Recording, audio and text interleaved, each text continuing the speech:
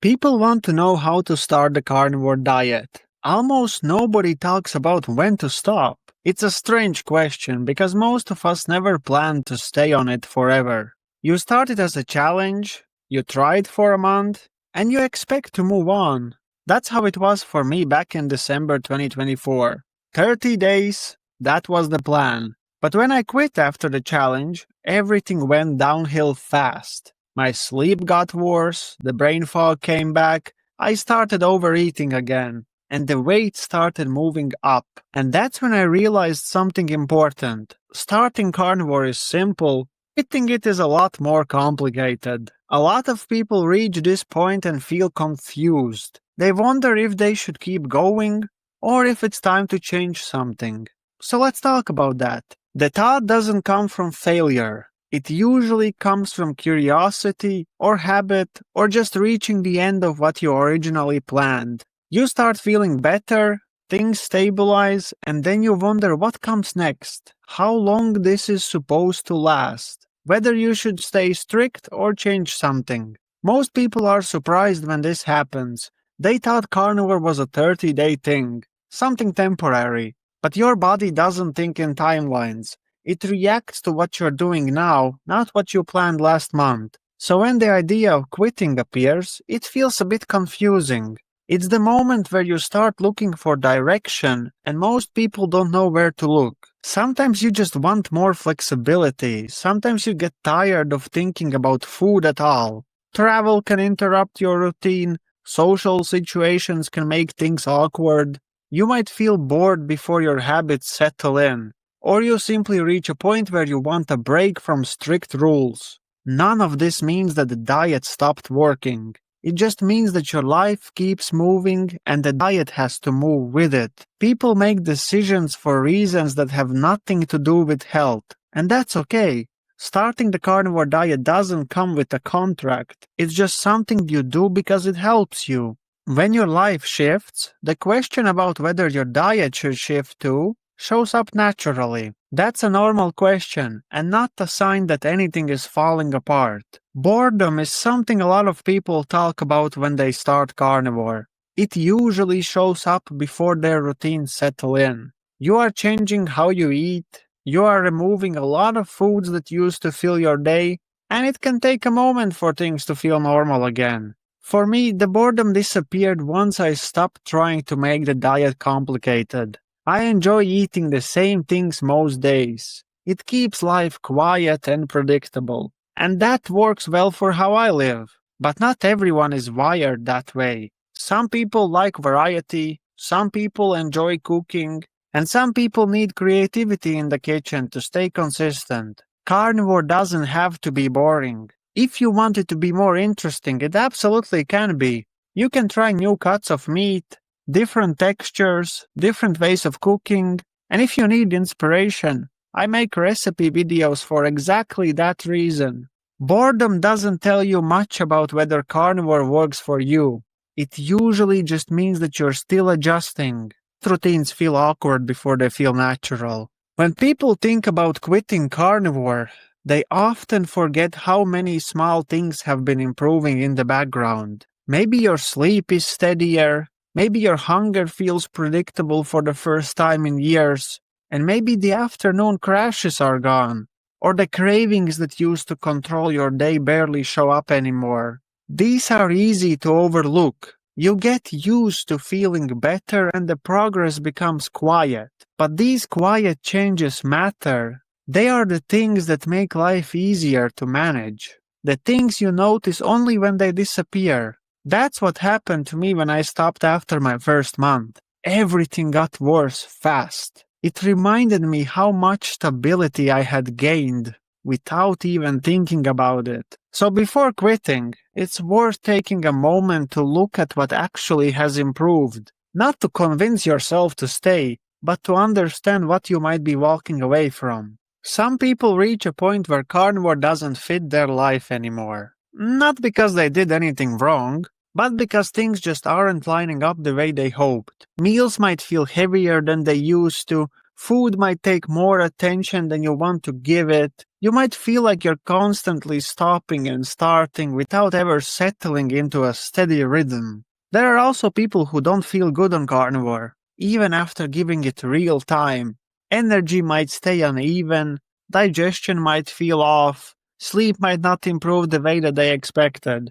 And sometimes the diet becomes something you think about too much, at least enough to make your day feel harder than it needs to be.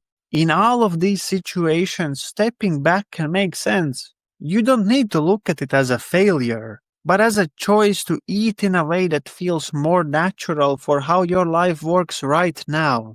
Everyone has different needs and limits, and not every approach fits every person the same way. It's okay to adjust things until they do. A lot of people quit carnivore in a way that creates problems they didn't need to create. They jump from eating clean and simple straight into the foods that used to control their appetite. Heavy carbs, sugar, pastries, all the things that push hunger into chaos. Most of the regrets people have come from this sudden jump. It's not the act of quitting that sets them back, it's how they quit. Going from meat and salt to donuts and everything else is a shock your body wasn't prepared for. You don't need to do that. If you reach a point where carnivore no longer feels right, you can step away without throwing your routine into chaos. There's a big difference between changing direction and undoing everything that was helping you. Quitting doesn't have to be dramatic. It doesn't have to be a switch from one extreme to the other. It can be slow, calm, something that still respects everything that you have built. Some people don't want to stay fully strict, but they also don't want to go back to the eating habits that they had before. In those situations, a softer version of the diet can make life easier. Some move toward ketovore, others settle into a ketogenic approach. Both still keep things stable without requiring the same level of restriction. These styles still avoid the chaos that comes from jumping straight into high-carb eating. They give you more flexibility while keeping most of the benefits that made you feel better on carnivore. A lot of people stay in these middle areas long-term because they fit their lives well. They are easier to maintain and don't undo the progress that you have already made. You are simply shifting to a version of eating that feels easier to live with day to day. Nothing extreme, just a small step in a direction that still supports you. Most setbacks happen when the change is quick. Your routine shifts overnight and your hunger reacts the same way. A slower pace is easier to handle. Add something small, give it time, and pay attention to the overall direction of your day. If your appetite suddenly feels less steady, or your energy drops, or cravings start showing up again, those are all useful signals. They just tell you that the adjustment needs a little more care. Keeping your meals simple during this phase helps a lot. It makes it easier to understand what's affecting you and what isn't. And if something throws you off, you can take it out again without feeling like you ruined anything. These are the times when quitting feels tempting, but the timing isn't great. Some people feel uncertain early on.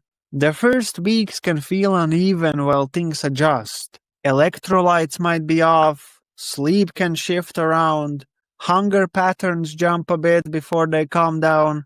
These are temporary phases, but they can feel confusing if you expect everything to click immediately. These are also periods where progress moves slowly. Nothing crazy happens, but you're still heading in the right direction.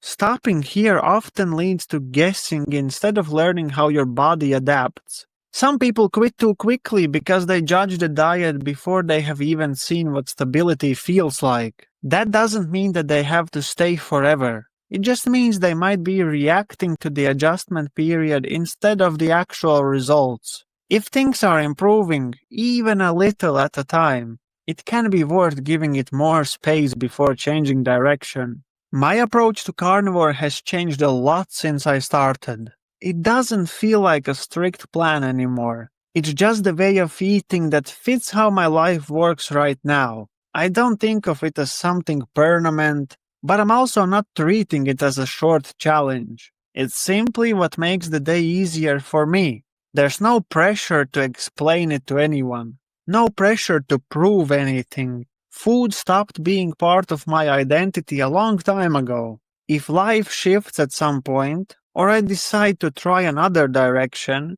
I'm fine with adjusting. The only thing that matters is whether the way I eat helps me function well. Some people stick with carnivore for years. Others move towards something more flexible once they understand what their body responds to. Both paths make sense depending on the person. What keeps me here is that my routine stays predictable and calm. That's all I really want from a diet. If another approach gave me the same feeling, I might use that instead. Carnivore is a tool. Use it for as long as it supports your life. That's the entire point. People often get stuck choosing between staying on carnivore or quitting it completely. But the thing that matters is much, much simpler than that. It is all about the kind of eating routine you can live with every day without feeling overwhelmed. Some people want very little variety, others like having a few more options. There are people who need structure and people who prefer more room to move. All of these approaches can work depending on the person. Carnivore happens to make things quieter for a lot of us, but it doesn't need to define you. It doesn't need to be forever, and it doesn't need to be perfect. Once you stop treating the diet as something that says something about you, everything becomes easier to navigate. You can adjust things without feeling like you're stepping away from some kind of identity. At the end of the day, you're just choosing a way of eating that helps your life feel manageable. Nothing more complicated than that. Most people look for clear answers about quitting or staying, but food never works in clean lines like that. Your needs change, your routine shifts. Your needs change, your routine shifts. Some seasons of life feel steady, and others pull you in different directions. Carnivore has been useful for me because it keeps things simple. I don't have to think about meals, and the rest of my day benefits from that quietness. But even with that, I don't treat the diet as something fixed. If life ever moves me somewhere else, I will adjust when and if the time comes. What matters is whether your eating habits help your day feel manageable. If carnivore does that, there's no reason to quit. And if something softer fits better later on, well, you can move in that direction without losing everything that you have built. There's no finish line here, just a way of eating that supports the rest of your life. You get to shape it however you want. So what are you going to do?